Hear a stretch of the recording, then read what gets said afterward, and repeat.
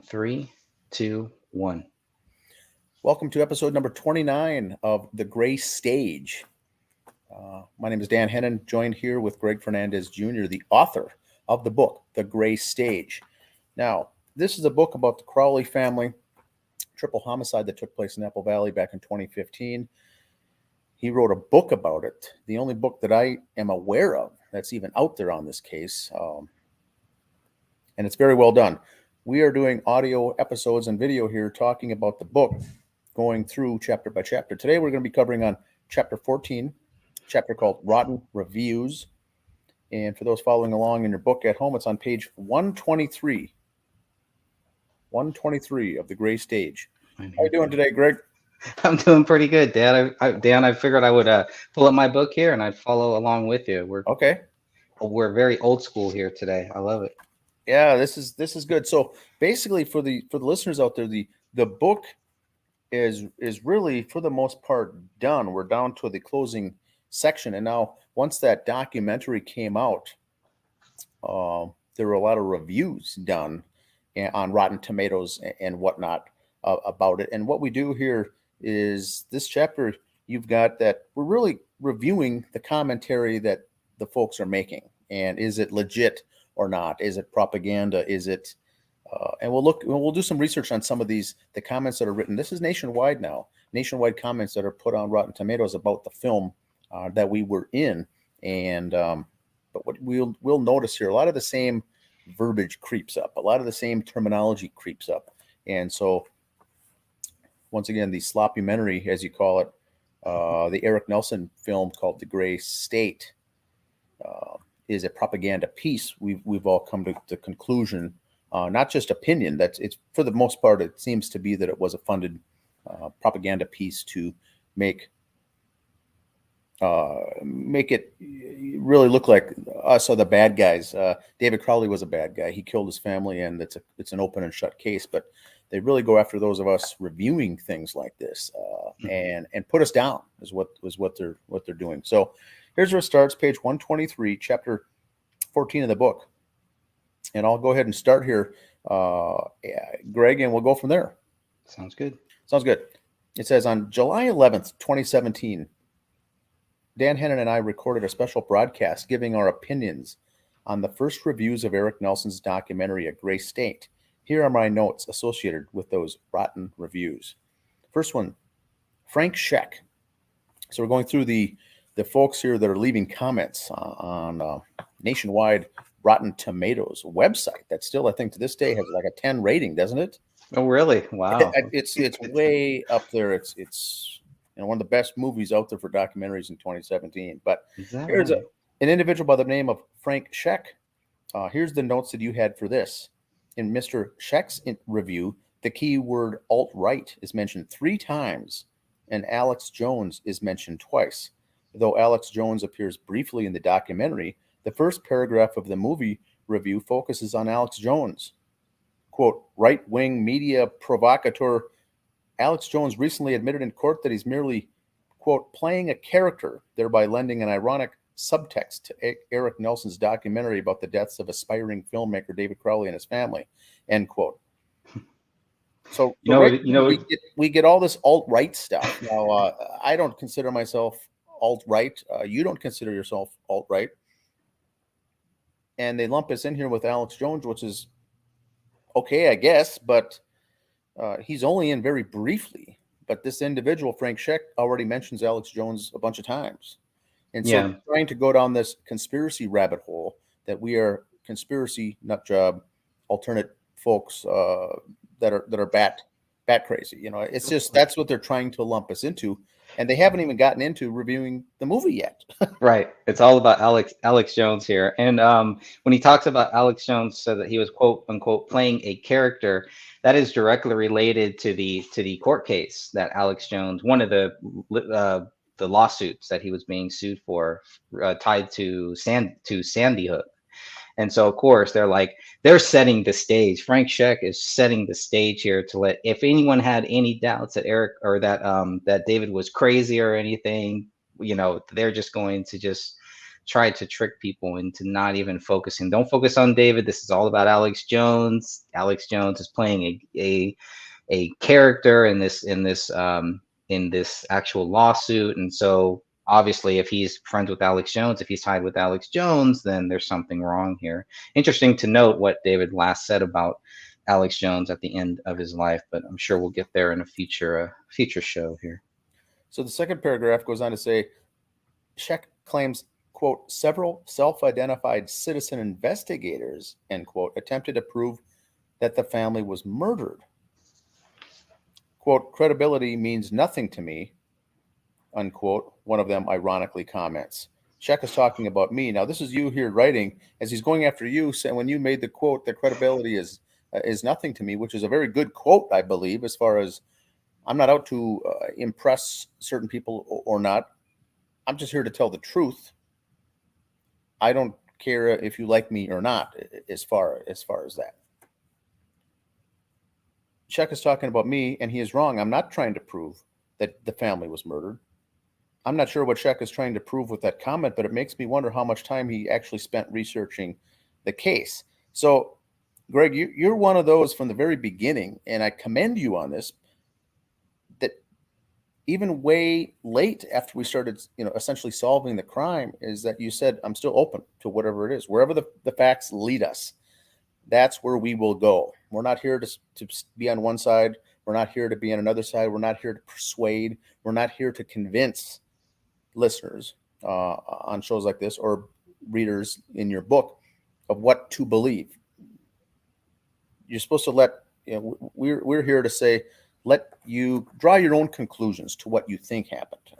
But never did you ever say that David didn't do it or David did it. You just said, I just think there's too many inconsistencies here. It needs to be looked into, which I think is a very good statement to make.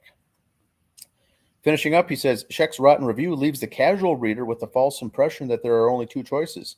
Either David killed his family or the government is responsible for their deaths.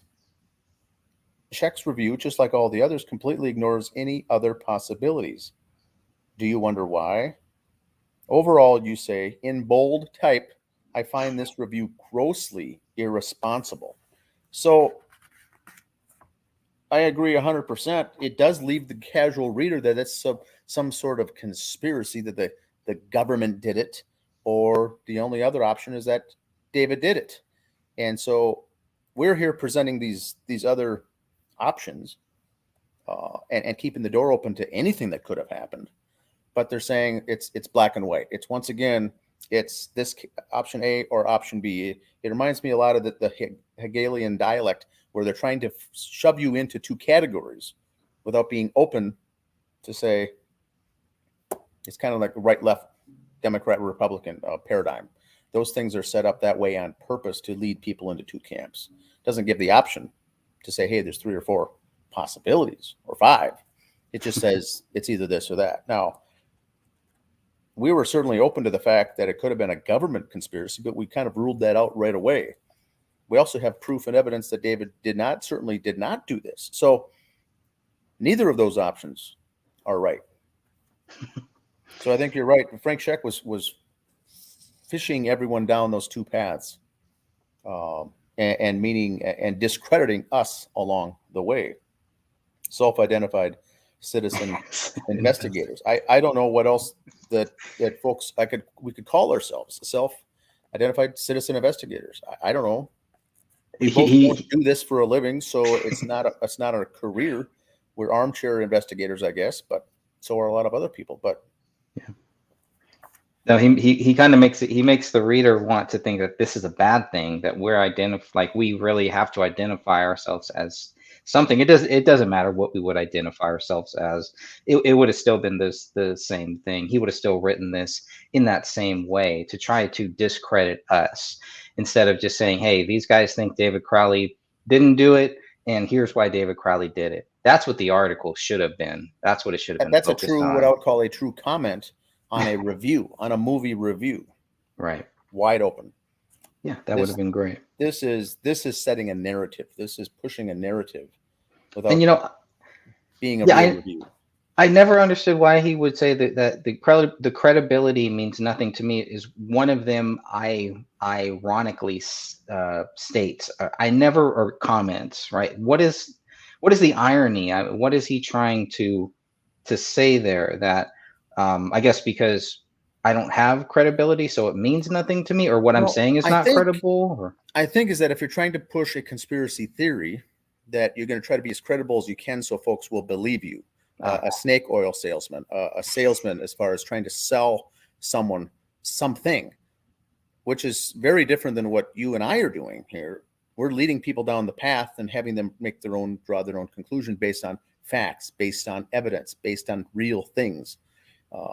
We're keeping our opinions and theories to ourselves, but you'll need credibility if you're trying to push, alien, UFO, Mars stories, Bigfoot, conspiracy. That's what the typical person thinks that is. And then they're not going to get too far if a book is written by someone with no credibility.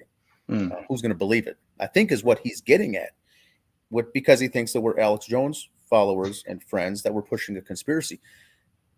I don't think that he doesn't even entertain the thought in his head that this could actually be true. Your book. Yeah.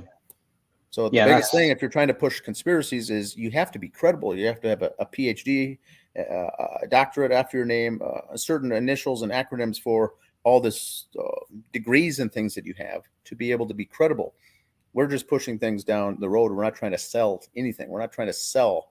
We're not trying to make anyone believe something. Right. Yeah, I used to think people were credible because they had the facts, and that's what I would think. So when he says that, pretty much saying I'm not a credible person, what I'm saying is not a credible source. I was hoping he would at least give the reader some knowledge as to why. What did I say that was wrong? Where did I get my facts wrong? But again, he doesn't go there. And you didn't. In fact, the best thing about your book right here, Greg, is every single thing you say is backed up with the quote or the statement or the passage or the evidence from the lab that they said. You're not putting words in anyone's mouth here. We're not leading people down the wrong path. But that's how I could tell that he wasn't an authentic commenter, reviewer of this, because he was pushing an agenda. He was pushing a narrative to make you and I both look bad, discredited. That's all he was focusing on. And I think the same thing for me. I'm not interested in worrying about who thinks that I'm credible or not. That's why we have the facts speak for themselves. That's yeah. Sounds simple. Now the next page is a review that's done by a gentleman by the name of Nick Shager. And so here it goes on, starting on page 124. It says, in Mr. Shager's review, the keyword alt-right is mentioned 5 times. Alex Jones is mentioned 4 times, and President Donald Trump is referenced 3 times. Very interesting. This is a comment. He's supposed to be reviewing a movie. None of these things. So what they're doing is combining everyone into the same bucket that it's wrong. So Shager's review begins and ends with Alex Jones, when it should be about David Crowley and the alleged double murder-suicide. Instead of focusing on the allegation against David Crowley, Shager focuses more on Alex Jones and Donald Trump. Well, I agree with you there, Greg. It's those 2 names shouldn't even be part of the review. Yeah, Alex Jones. They're very polarizing names, and that's why they're inserted, I think, into the review. Yeah, and Donald Trump is not in the movie. He's not in any of David's work, as far as I know. David was more about Ron Paul. So I was like, well, they don't mention Ron Paul. I don't believe in any of this stuff, but they make sure to mention more the Gray State guys were libertarian guys. Ron Paul kind of cats, Right. But Donald Trump is not in the movie. Donald Trump's not mentioned. So the fact that he's mentioned here 4 times, Trump's mentioned 3 times, and Alex Jones is mentioned 4 times. Alex Jones is in a very, very small part of the movie. But once again, because they're polarizing names to the negative, they're going to insert those as much as they can to have people think that you and I, are part of that same dump, that same camp, that same group.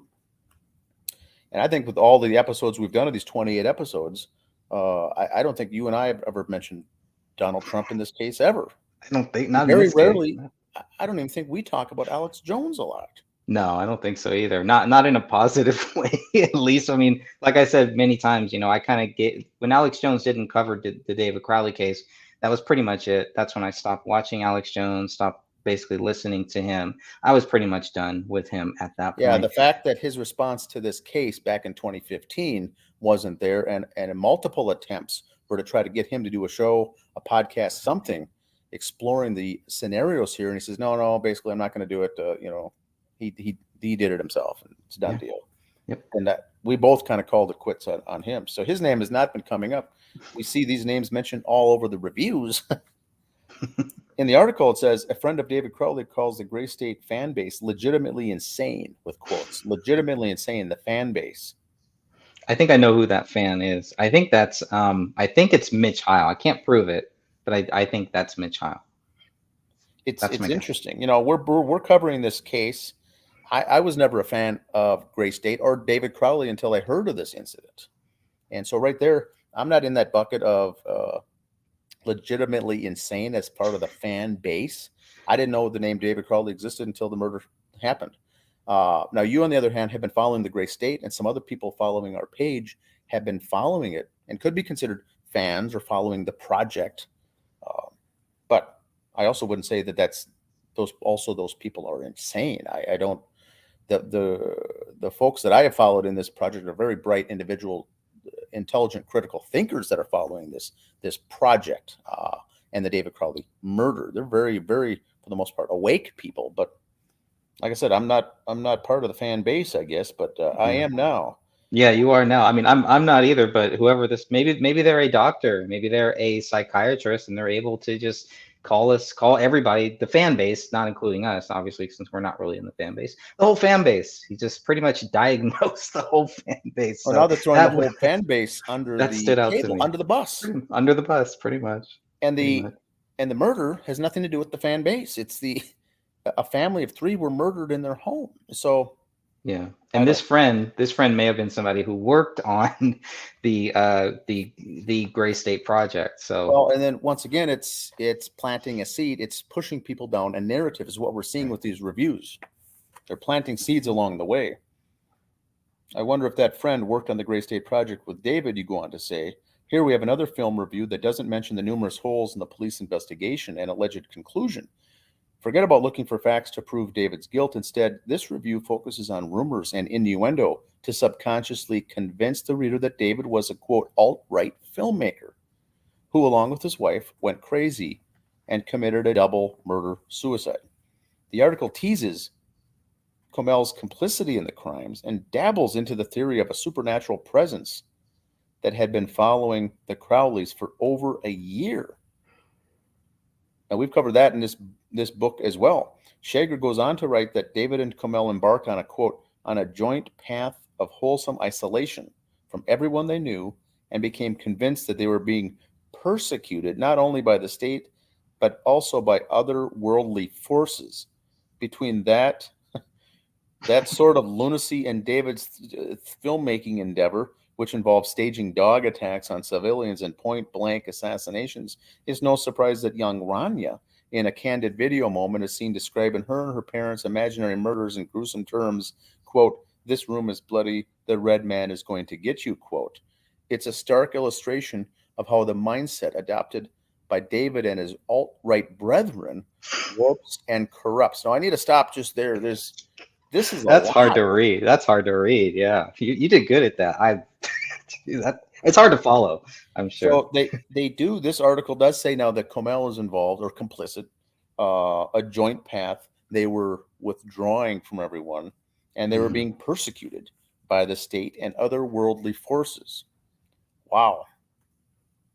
They really focus on that, on the pact and the paranormal aspect of this case and everything, and try to give you some quotes. But again, it's interesting how they can just pull things from Erik Nelson's film but they don't have time to look at any of the documents where they may have questions about just some of the simple questions that you would say, well, what proves David guilty? That's what these articles should be focused on, but really they're not, because Erik Nelson's film isn't focused on that. So I guess they get a pass for that reason. Well, they pluck, two scenes here from the Gray State trailer, the dog attacks, point blank assassinations. I think they were just included something that a viewer could have seen in the 2-minute trailer is all that was. And then they bring Rania into it, describing that the red man's going to get you as far as this Stark thing. Now, we've already covered that as well.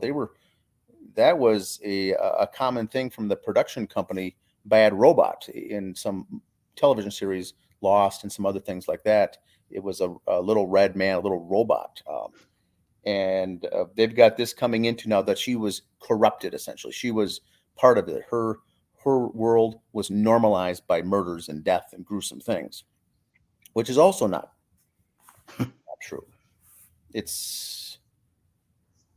And they mentioned alt-right again. It's a warped mindset, and it's corrupt. And the brethren. I mean, it's this Nick Schlager just goes all over the top. And I have yet to see anything here that's even accurate of his entire review so far. And he says, and ending with, and the fact that, as a news reporter points out, Rania's morbid fantasy functioning as Shining-esque prophecy only further underlines how dreams of death and destruction often end by coming true. Wow. Now we're getting into this, The Shining once again, the movie. And overall, you have in bold letters at the bottom, it says, overall, this article fails in an attempt to connect David Crowley to the alt-right and to Alex Jones. Still, it does a great job in making baseless allegations. This whole review by Nick Schlager is baseless allegations. It's cherry picking things along with names and events to tie in to how he's such a bad guy, David Crowley. That's all this is talking about. It's throwing David Crowley and his entire family under the bus, including his 5-year-old daughter. They're all nuts. They're all mental. They're all lunatics. I think that's the biggest problem that I think a lot of people have with this one as well. They not only went after David, they went after David's wife and David's daughter too. They made them all look crazy, like they were all just kind of, just in this weird world, saying these weird things without proper context. It's common nowadays, Greg, for someone to think, hey, I'm going to watch several movies. I'm going to go to Rotten Tomatoes, read the reviews, and pick which one I want to go with, and see how its ratings are, what kind of ratings. And they'll get to something like this, and they'll read a variation of reviews like this that are negative, demented, and discrediting. And so they'll already have that seed planted when they go watch the movie that this is what it's about. And so it essentially works, because these reviews were written right as the Rotten Tomatoes reviews came out. There was 5 of them the next day appeared. The ones that we're reading now, these didn't take a couple days to appear. These first 5, I believe, were out there the very next day. Almost like they were in the can in draft mode, and once it went live, let's press publish, and then these comments are already out there. There wasn't enough time for people to watch the movie to log in, then to write a creative review like this. These reviews are already done, I believe, and then just published to the site when it was set. But they were out there very, very soon. Yeah, because the film hadn't really come out yet, right? It had come out it had premiered maybe 1 or 2 places by the. I mean, this is we recorded this. We talked about this on July 11th, 2017. I don't know if it really came out till that summer. I know it didn't hit Netflix until the end of 2017. Yeah, Christmas time, I believe, or November. It started coming, being shown, but because it was at the Walker Theater in Minnesota, I think, right around this time, maybe. So maybe it was right around. Summer of 2007. So these reviews were out there by the time we did this show, which was in July, right? July 11th. Right. And we hadn't seen the movie yet. We hadn't even seen it. Yes, correct. We had not even seen it. But these are the reviews that were out on the Rotten Tomatoes website before the public could even get a chance to see, before it was publicly shown in mass for the mass to see it. Very interesting. Now, the third one is Anthony Kaufman, In Mr. Kaufman's review, the keyword alt-right is mentioned 5 times, while Alex Jones and Donald Trump are both mentioned twice. Here is another article that begins with an alt-right wet dream. The writer calls the premise for David Crowley's Gray State movie, quote, far-fetched, and labels Alex Jones and Donald Trump's favorite fake news conspiracy theorists. I love that quote. So this is, once again, Trump's not in the movie. Alex Jones isn't, for the most part, in the film at all. And they're calling it a far-fetched, it's basically an alt-wet dream, alt-right wet dream to put these characters in there together. Wow. It has everything. It has everything that you would Not at need all. to It's pretty throwing much the not whole watch group- it. It's throwing the whole group under the bus. I mean, Yeah. I would almost think that they don't want anybody to watch this film the way that they're writing these articles. Yeah, it's very, very negative. It goes on to say the author claims that, quote, Crowley's fans and devotees were quick to call foul play, suggesting that the U.S. government assassinated one of their would-be leaders. But what about people like Dan Hennen and myself, Mr. Kaufman? What about those of us who were never fans or devotees of Crowley or his work? And see, that's a good point, because they're putting us all in one basket. They're dumping us all into one bucket as lunatics. You or I were not devotees of the work. I don't think we had ever considered David Crowley to be a would-be leader in the future, a possible leader of this country, or a leader in some way, shape, or form. He was a very good artistic guy and a film creator, film director, filmmaker. Very, very good. But yeah, once again, it brings up the fans and devotees. Now, it goes on to say, does Kaufman conveniently forget about us because we did not fit into the storyline that either David is guilty or the government killed him? Is it possible that there are more options unmentioned by the author? Also, who considered David one of their leaders? I haven't heard anyone state David was their leader. And so it's very interesting how they're putting these, what the normal general public, I think, thinks, or perceptions of these things, and labels us all the same. And if you go through one by one, like these articles here, we're breaking them down, the actual review itself, and almost every single line is wrong in the review. Right. It almost, like you said earlier, makes me wonder if these first 3 reviewers that we've read even watched the movie, is how off base this seems.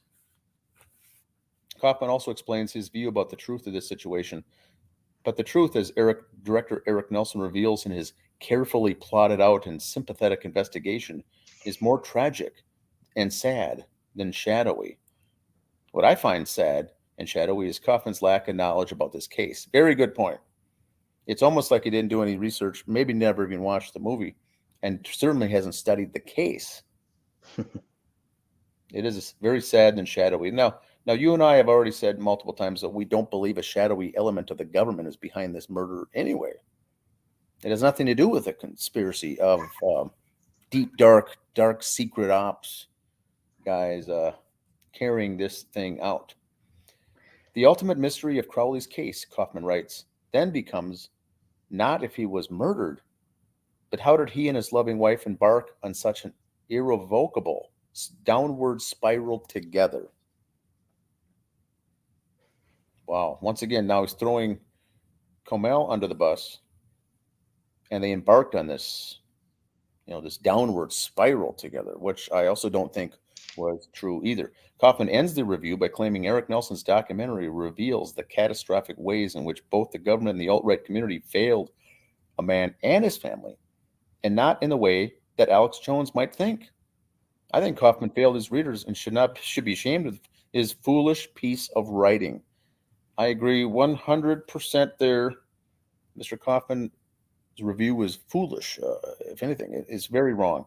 Now, your summary here in bold type, Greg, says, overall, this review tries to attach David and Comel to a pact theory, to the alt-right label, to Alex Jones, and to Donald Trump. Try as you might, you have failed. None of these things are connected, and that was his whole goal of this article, is to lump these all together. Very interesting. Now the next one is Jason Bailey. See, I've never heard of any of these guys, by the way. I don't know who they are. Have you heard of any of these people so No, but far I think here? their shtick, so to say, would be that they are well revered, movie reviewers, Roger Ebert, type of guys that are quick to be the professionals. The movie review professionals are the ones usually they're your first commenters on movie reviews. They're the first ones who get it out there, and then it's if you read farther down on the Rotten review on Rotten Tomatoes, those commenters are just everyday people like us. But the first handful of any, if it's a new release CD, a new release film, a movie coming out, the professional reviewers are the first ones that have the first stab at watching it first to do a review on it.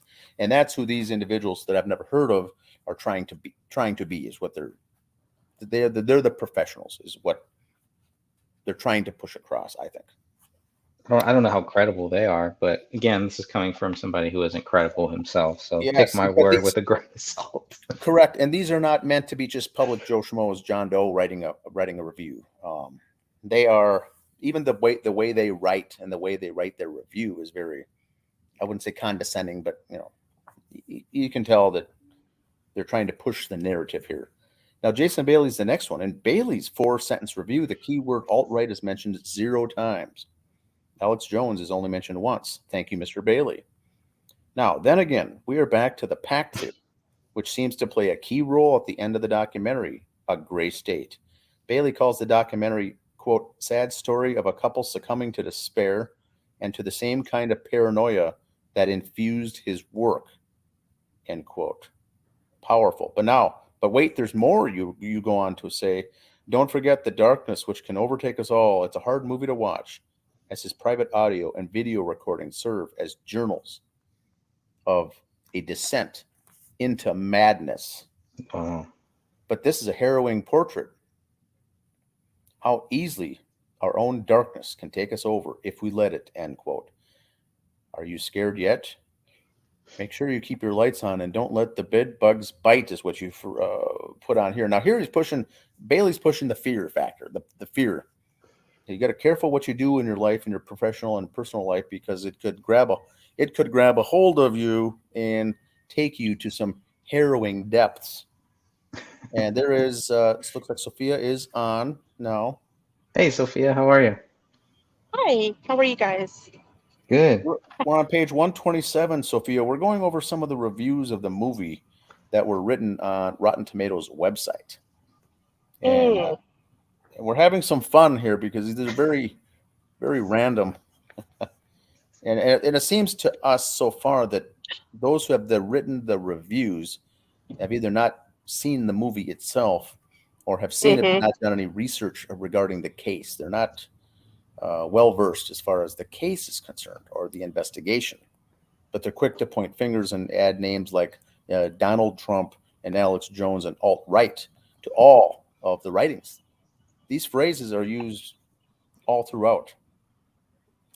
So they got their gaslighting talking points. Oh, that's about the best way, I think, to say this. They got the gaslighting talking points before they wrote the review. I mentioned earlier before you came on, Sophia, that I do believe that these reviews were all written already in the can and written and saved. And then once the Rotten Tomatoes website was available for this film, they were conveniently slapped up there the very next day. These, I think, were all done. This is all propaganda pieces, I believe. But no, Jason Bailey's using the pact theory and Kamel because of what they both did together resulted in this horrible act by what they were doing and what they were getting involved in. And then the key word is they. Kamel and David. So we have three or four of these guys who have mentioned this pack theory, whether a little subtly or even a little bit more viciously, really, at some point here. And this is just more reason why Kamel's family, from what they've stated, they they wanted their footage taken out of this film. They didn't want no part of this film, and I can totally see why. Yeah, because I wouldn't either. you're right, Greg. They were going to be in the film. They were interviewed. They had their pieces in the film, and then at the last minute, they told them to yank them out, get them out of there. The Alam family was not interested in being any part of this documentary at all. And this is it. All these, since that movie came out, it was easily can tell that they're trying to drive home the fact that Kamel was involved, complicit, or helped or aided in the downfall of David, and they both did all this together. Now, your final summary in bold face print, Greg, says, overall, this review is a harrowing portrait of a writer who needs to do more research before succumbing to assumptions about a case he knows very little about. And I think that's very true. Jason Bailey, I think in this case, if you're listening here tonight, I don't think you know much about the investigation or the case.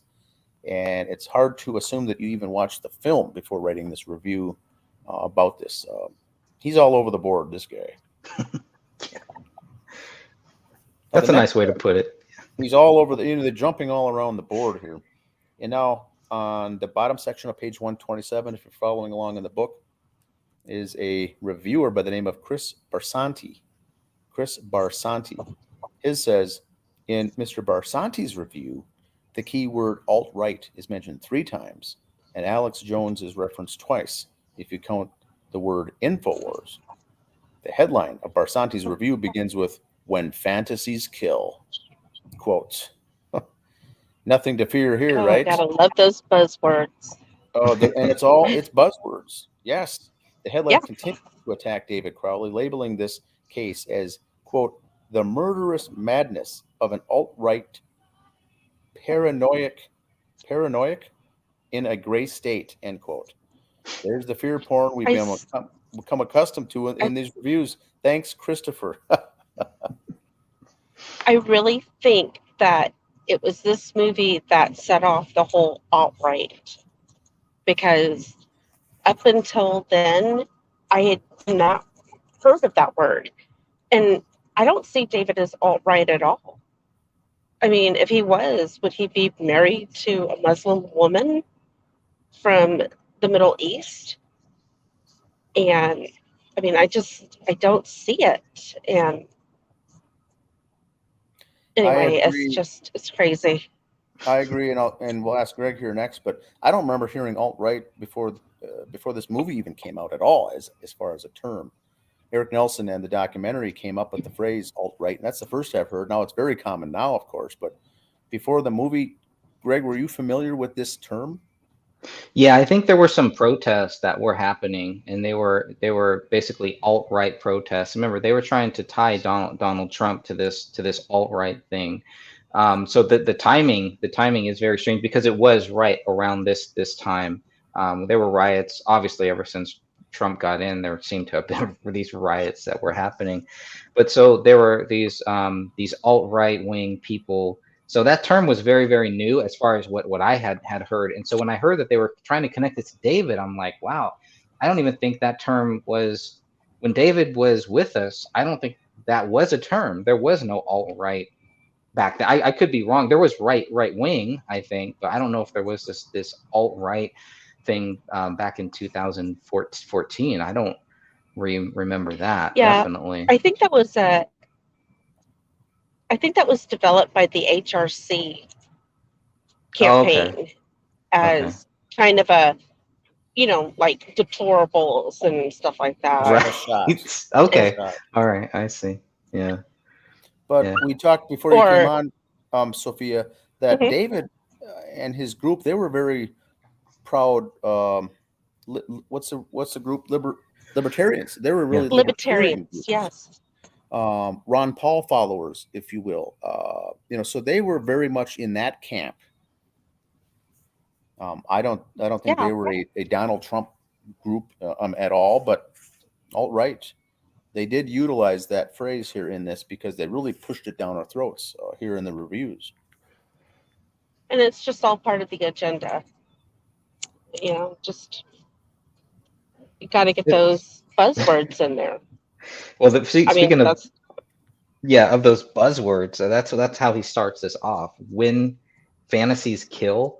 I mean, the whole theory that David Crowley did anything, that David Crowley murdered anyone, that is the fantasy. That is the biggest fantasy involved in this whole thing.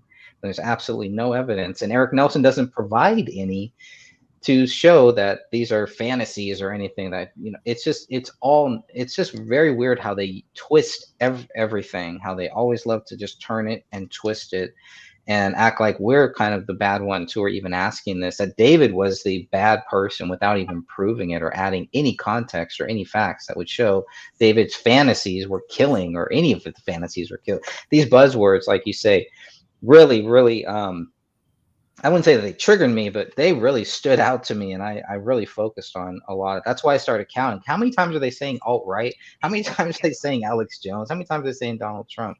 And it was more than I thought. It was pretty interesting. Could you imagine being the Crowley family or even the Alam family and reading these articles? And I mean, that just must have been more salt in their wounds. It's just got to be horrible. Yeah, because they ended up pulling out all these instances of the movie of the gray state. After all this stuff came out, and once they saw the final version of what the movie looked like, they were going right after Comel's family and her. Yeah.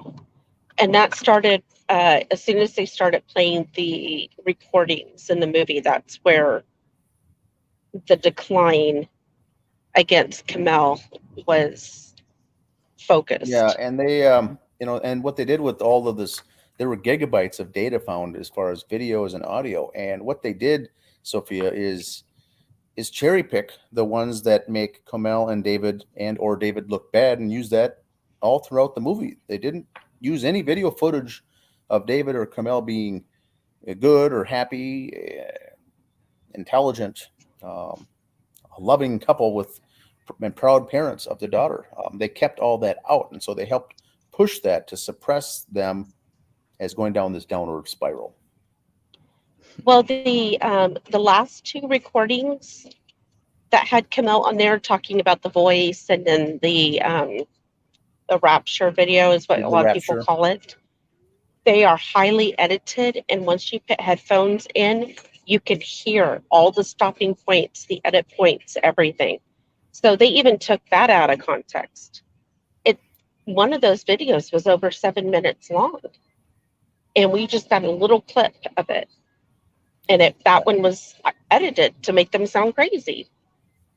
And that's what gets back into this propaganda piece, because in a true propaganda film movie like this, you're going to have unlimited funds or unlimited funding and unlimited staff to do all these edits. This would take many, many hours to get this crafted the way they wanted it. And a typical individual person doing a documentary is not going to have that. Lots of changes and edits were done to get this carefully crafted down to a 90-minute documentary that throws the whole family under the bus. Now we know Comel is 100% victim in this case, and the fact that they're even lumping her into this is disgusting to me. Yeah. Now it goes on, it says, once again, the focus quickly turns to Alex Jones, bashing his fans and their depth of research. Why? Apparently, Mr. Barsanti has done extensive research on every Alex Jones fan, past, present, right? Or else, why would he make such a ridiculous statement? Several times in Chris Barsanti's review, David is connected to the imaginary alt-right movement without proof. But that is to be expected in these 5 reviews. Barsanti makes it sound as if all conspiracy theorists, or whatever that keyword is supposed to mean to him, are not, next page, open to the possibility that David committed these crimes. That is simply not true. So the research that we've done in the group, the Justice for David Crowley group, is to show that the evidence does support that David could not and did not kill himself. He did not and could not kill his wife or his daughter. It's pretty evident to see that the government was also not involved with this, but we know that David didn't do it. So I don't know what else there is to conjure up here in these reviews, it's, well, and it only gets better here, Greg. Look at the next sentence. Quote, we see a couple self-proclaimed citizen investigators dismiss the notion that the crime scene was what it appeared to be. Barsanti continues, darkly hinting at outside forces that wanted Crowley silenced. I do dismiss the notion that the crime scene was what it appeared to be if someone is going to tell me the crime scene provided evidence of David's guilt, especially since the crime scene had to be updated twice within a month of finding the bodies. Why is it this fact was never mentioned in any of the film reviews or articles about David Crowley? We'll stop there for a minute here. There's a lot in there, Greg.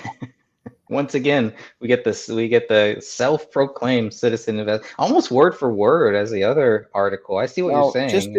Just to be fair, and Sophia may not know this, but when we did the interviews, Greg, they did ask if we wanted our names to be shown, and below our name what our title was, or what did we want our titles to be for this film. You and I looked at each other like, I don't know. You could put something, I think we said, let's put something like citizen investigators. I don't know. We didn't spend more than 5 seconds thinking about it. And that's what they happened to use. So yeah. I wouldn't say self-proclaimed, but they did ask for a title beneath our names as far as how we relate to this case. And that's what we just happened to use. And I think that's fair. I still agree with that. I wouldn't change it if we redid it today. No, me either. We're darkly hinting at outside forces.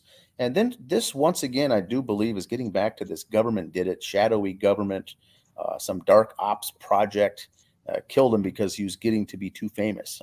I don't believe that for a second. And I don't think Greg does either. No, I don't believe that either. I don't think it was outside forces at all. I think if you go back and watch what we said, Greg, on the 2 or 3 minutes that were even in the film, is just saying, look at the evidence and look at where it takes you. It may not be David doing it. It may not be, who knows what it is.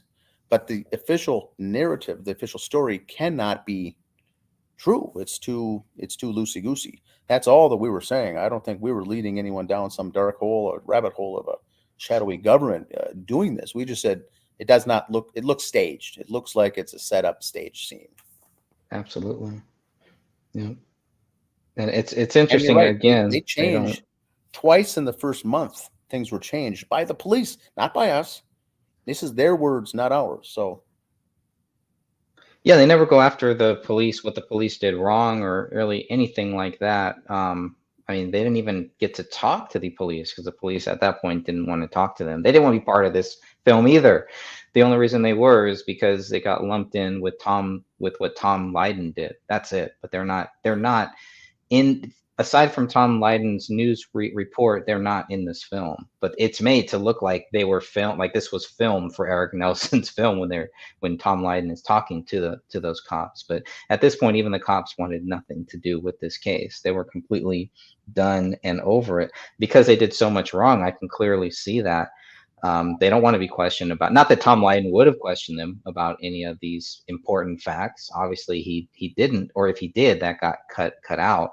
But you could tell they really wanted to make sure that nobody asked them these relevant questions that we've been asking here for a long time. And key word is relevant. You know, I mean, there could be a documentary made, an entire documentary on this, made just focusing on the police errors and the investigation mistakes on all this. And that goes on to say, for people not familiar with the case, is that there was not 1 or 2 or 3 slip-ups by investigators here. There were dozens of things that were wrong or inappropriate, from the Minnesota State to the Apple Valley Police to the special the FBI group, or the Minnesota what's the word I'm looking for, Sophia?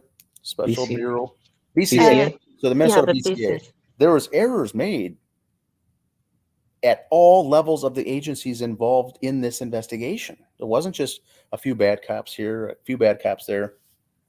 There were errors made, and we can't get around them, as far as they're not easily explained, as far as were they just errors, were they slip-ups, or were they done on purpose. There's some very strange things in this whole investigation that took place, and rightly so, for us pointing the finger to look at them. And all we're doing is exposing them, just saying, here's what took place and here's what did not take place. Now, it says Mr. Barsanti then moves on to the spooky movie trailer David and the Gray State team released back in 2012, which included a mysterious entity implanting RFID chips into children, leaving a triangular scar probably meant to evoke the Trilateral Commission. Very good point. I'm more concerned about David, Kamel, and Ronnie discussing a mysterious entity following them into their final days. But you're right, they do that. The mysterious RFID chips is a way to track people and put their banking on digital currency inside of the implantable into the body. There would be no cash, there'd be no currency, there'd be no coins.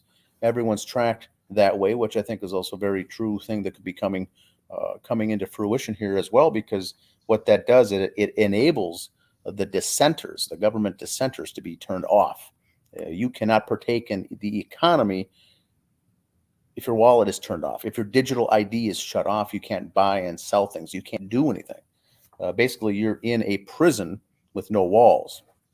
That's what they're trying to do. And I think that is true. It had nothing to do with the movie, though. But that scene was mentioned in the trailer, and rightly so. I think that's a very good scene in that trailer. Yeah, and it's interesting that he connects it with the trilateral, the pyramid. I connected it with the pyramid, things like that. But the Trilateral Commission, I never actually really made that connection. So maybe Chris Barsanti, is that? Yeah, maybe he's done a little more research on this type of stuff than I thought. So even he is speculating, assuming that either. It does look like a Trilateral Commission kind of a logo. It does. Yeah, you're right. I always connected the pyramid and the all-seeing eye with the Illuminati. Right. I mean, if he's going, this is like a darker place, the darker thing, I would think he would try to connect it with that. And the Trilateral Commission, I don't know. I mean, I know they're not very nice people and everything, but that may be, for me, that may be giving them too much credit. I don't know. Now, finally, it goes on to say the footage of Kamel is particularly tragic, Barsanti writes, given that she was the one financially and emotionally supporting Crowley through his artistic misadventures, only to possibly fall prey to the same delusional fever that overtook him near the end. Now, this is a very disgusting phrase, I think.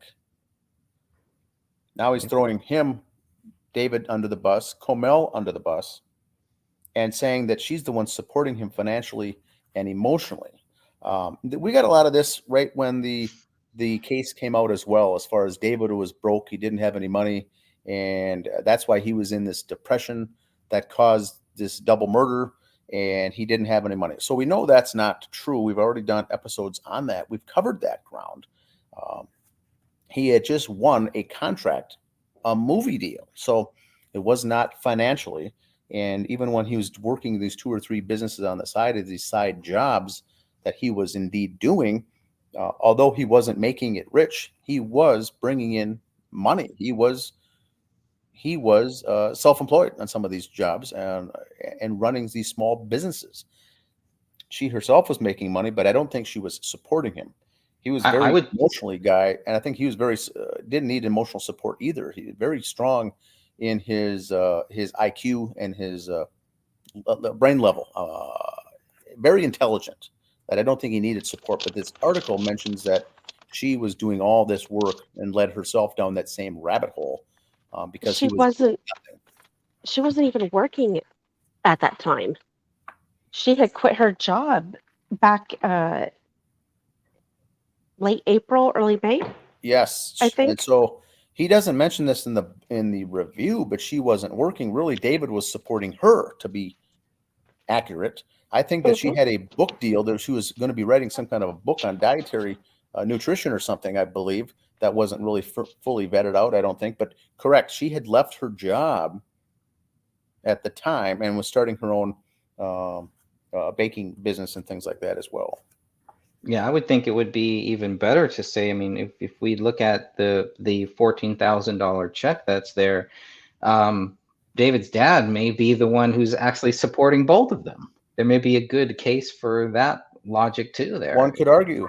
Yeah, on the doorstep for the newer listeners, that was left along with the gifts and the Christmas gifts was a check from David's father for $14,000 as a potential Christmas gift, a year-end tax donation, gift. Who knows what it was for, what the intent was, but they were not hurting for money, and they had very well articulate budget pages in the journal and the notes that came out later in the investigation of how they tracked their money, their utilities, their monthly bills versus what was coming in versus their mortgage payments and things like that. So they were very budgeting type people that had that on the brain.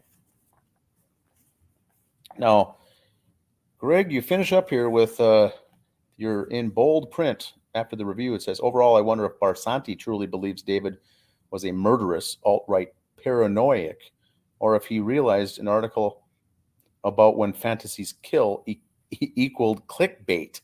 Your guess is as good as mine. Yeah, now we're talking clickbait with titles like this. So how many is that, Greg? Are we on the fifth one? Yeah, that covers all 5 of the first 5 there, and maybe that's a good place to actually stop. Yeah, that was the first 5, and I think, Sophia, if you remember this, weren't the first 5 out there right away? Yeah, before the other folks, the general public started watching the film and leaving reviews on Rotten Tomatoes. These first 5 were out there way in advance, as if they all dropped at the same time, and that's the ones he covered here in his book. And it does make me believe that these were in the can, ready to go, and ready to assist. So with the propaganda of Mr. Erik Nelson. That was actually before my time in the group, so I honestly have no clue when the articles came out. But okay, and before you joined, we were talking about that as Greg and I think that when the Rotten Tomatoes page for this movie came out and it was out there right away, within a couple days, these reviews, all 5 of them were out there, and then there was no activity for a while after that. They were just dumped right away, almost as if the folks didn't have time to even watch the movie yet, and there were these 5 articulate reviews already written. Yeah, so that they were dumped ahead of time, right as it became available as part of the orchestrated event, I'll call it. So that leaves us, Greg, on page 128 to pick up the next episode for the podcast here starting on 129 with the title Alec Wilkinson, who plays another hefty role in this propaganda piece, Greg. It sure does. Big role, I would think. We still have the paper copies, Dan. I think you're the one that sent me that you got that from me. Thank you. I still have it somewhere. I have those. I sent you some. We do have the paper copies when these came out, and the printouts along with the article from Alec Wilkinson in the what article in the New Yorker? Yes. Yeah. Death of a Dystopian. So that should be fun. Yeah, I'm going to have fun with that one. I've been doing my research. That will be good. That's all I've got for today. Anything else, Greg? I think just lastly, let's just end it with here. I was just looking up, we talked about the Rotten Tomato meter or the tomato meter. It's at 100%. 18, this is so, last time I checked it, there were just 5. So there's 18 people who have actually reviewed this. All, most of them before the end of 2017. Looks like the latest one was in February 18th, 2019. So they all have very nice things to say about it. It's still at 100%. It's at 100%. That's at 100% for the critics, right? For the whatever they call them, the all critics at 100%, top critics at 100%. 18 of them. The tomato meter, the percentage of approved tomato meter critics who have given this movie a positive review. So 18 reviews, they're all positive.